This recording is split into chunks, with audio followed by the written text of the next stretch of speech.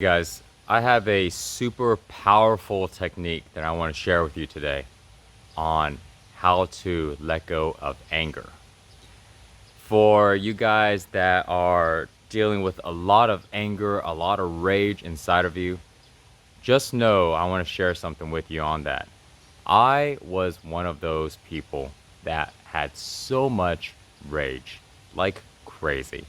When I used to go ahead and drink and party, when I get drunk, people get the heck out of my way because the rage comes out. And not just when I'm drinking, it really comes out when I'm drinking, but it also was always behind the scenes, and there was always this sense of aggression. And it was something that I have dealt with for so many years of my life. And so this is a topic that is really close to my heart. And anybody that's dealing with rage, dealing with anger, it's it pushes everybody away in our life, you know. And especially the people that we love and we care about the most, our family, our friends, our partners, girlfriend, boyfriends, and even our children, for you guys that have children. It pushes them away, but we aren't wanting to push them away. We simply are just expressing this anger that we're still carrying inside. And so today I want to go ahead and share with you a technique that has worked for me personally and has worked for many people. And this is a technique that's not just a band-aid, it is something that can dig so deep into the root cause of how to go ahead and let go of anger. Okay, so if you need to, we're gonna go deep. So if you need to watch this video over again to connect the dots, I would definitely recommend so. So if we start off and we look and to see where is this anger coming from, so we know what's the source of it and how to let it go. Most of the time, this anger didn't start off when we were in our 20s or 30s and beyond. Most of this seeds in our childhood. And so that's why so many psychologists go back into childhood. And it's not this new thing. A lot of people understands this. So when we go back into it, most of the time, there is situations in our childhood that we got very angry from. And a lot of times it could be from our parents, it could be from like our siblings and brothers and sisters, or maybe uncles, or maybe our close friends. But somebody that we felt very important and very close to, they did us wrong somehow, they treated us badly somehow. Somehow we felt that we were done wrong. And no matter whose fault it is, we have this judgment on them that we were somehow mistreated, somehow not deserving something that could have happened. And so from that, we get angry. From that, we carry this resentment. We have this negative emotions against them. So to go ahead and let go of this root cause of our anger, we need to go and not just forgive. Forgiveness is really, really powerful. But forgiveness is allowing us on the conscious side, on the surface side, to go ahead and let it go. But there is something that is even deeper, that is, I would say, almost beyond forgiveness. Or we would say more of how to be able to deeply forgive. And here's what I mean by that. You ever had somebody go and you get into an argument or you get into conflict with somebody, and then at the end you just go, you know what? Hey man, don't worry about it. I forgive you. And you just say it. And then they go, okay, all right, thanks man, okay. And then you're done, right? But saying that is one thing, but then if you look, you still feel this conflict. You still can feel this agitation. And so on the conscious side of our mind, we may have forgiven somebody for what they did. But on the subconscious side, on the feeling side, we might still be carrying it. And so, if we want to go into our subconscious mind, under the surface, which is attached to our feelings, attached to our emotions, and we want to let it go there, because there is where 90 to 95% of our thoughts, therefore our decisions, our choices, our beliefs, the way we see ourselves, the way we see other people, and the way we see life. 90 to 95% of all of that is in our subconscious mind.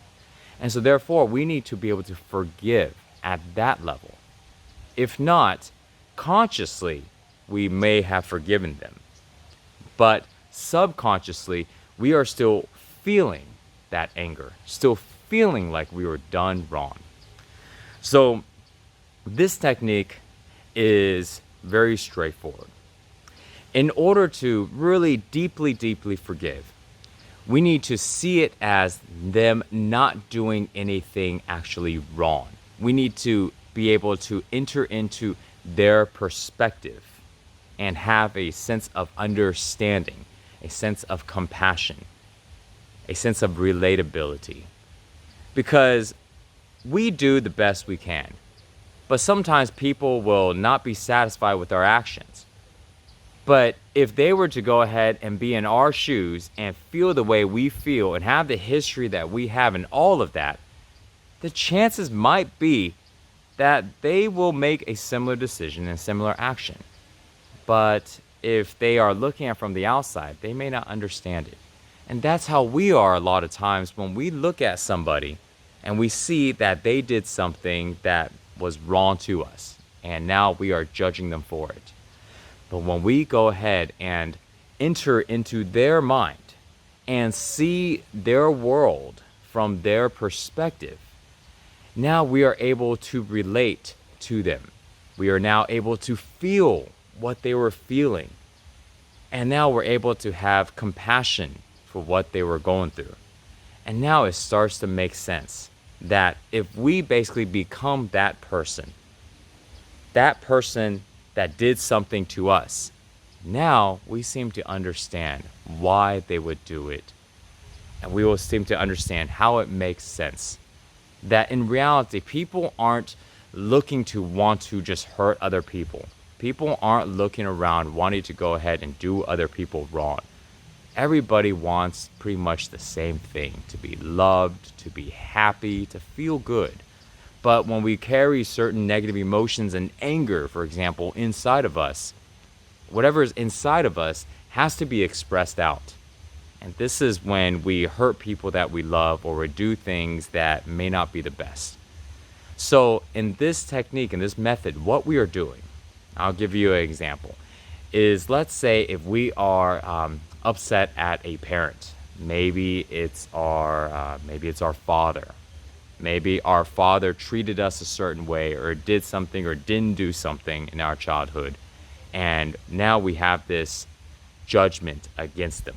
We have now, let's say, forgiven them, right? Okay, hey, I'm not pissed at you anymore. I'm going to let it go.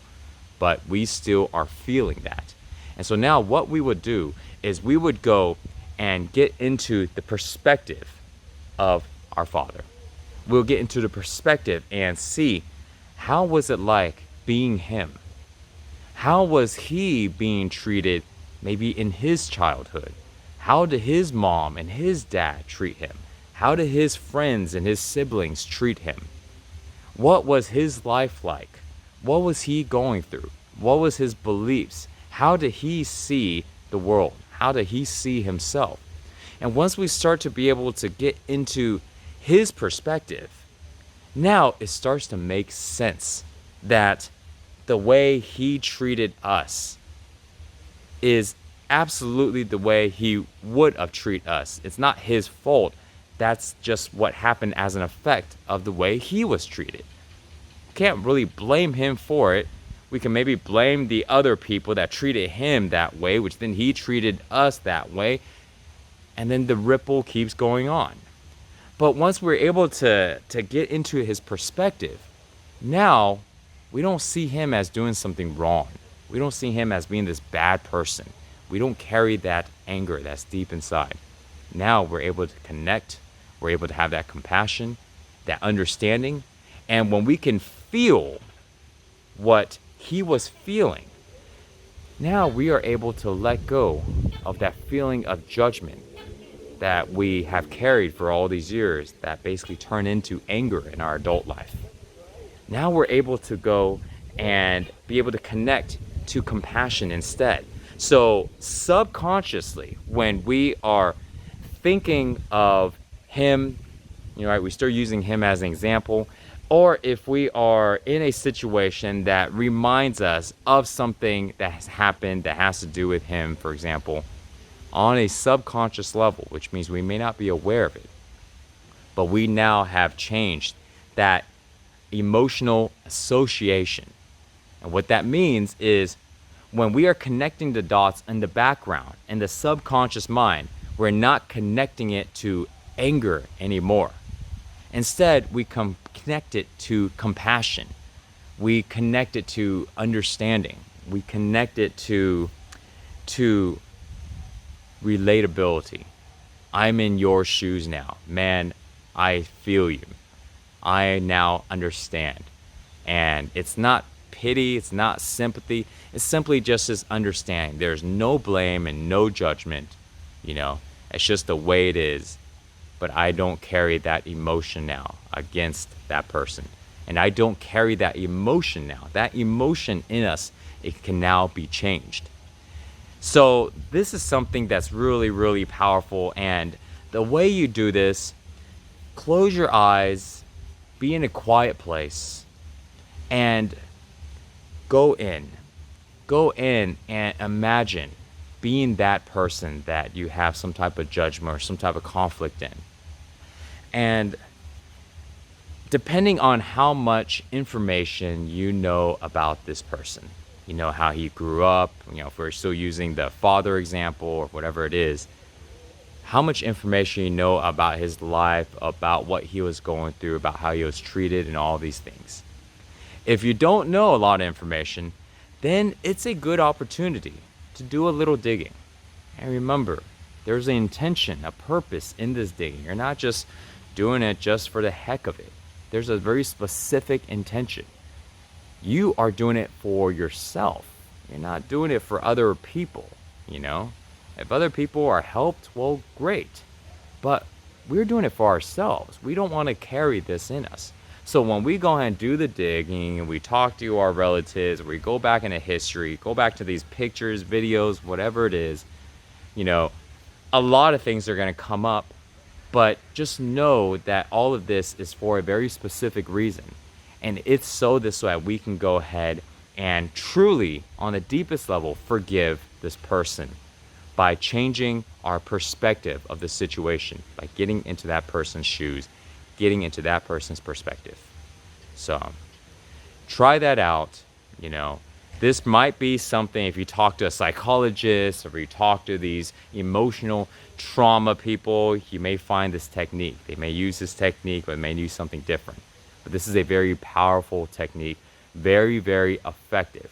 And I wanted to share this with you because sometimes we like to be able to try to figure things out on ourselves. Not everybody is just jumping to go out and seek help left and right.